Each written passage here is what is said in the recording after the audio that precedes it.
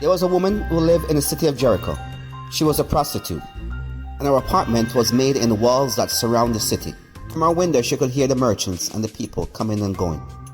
No doubt she could hear the conversations and the arguments day in and day out. But there was this conversation that kept coming up over and over again about the Hebrew people. She saw the look on the people's face and how they were troubled.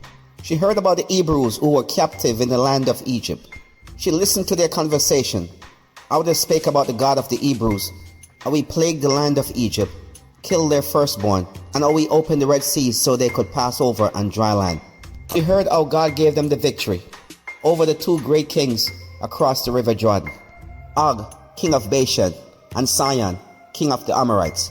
She heard how their God dried up the great river Jordan and let them cross over, and now they're heading towards Jericho. She listened to the stories of how great this God is, and how he fought for his people and destroyed all the nations that stood before them.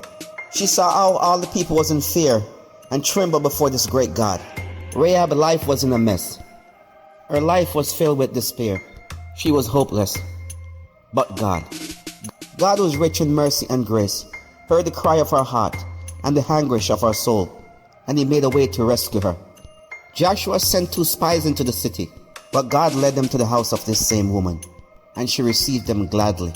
She told them about the stories she had heard, about the mighty works of God, and how the people's hearts faint because of him. She begged them to spare her life, and the life of her father and her father's house. She threw herself down on the mercies of God, and even though she was a prostitute, God never cast her away. Instead, he stretched out his arms of mercy towards her. He removed that filthy garment from her that labeled her as a prostitute and covered her with his love.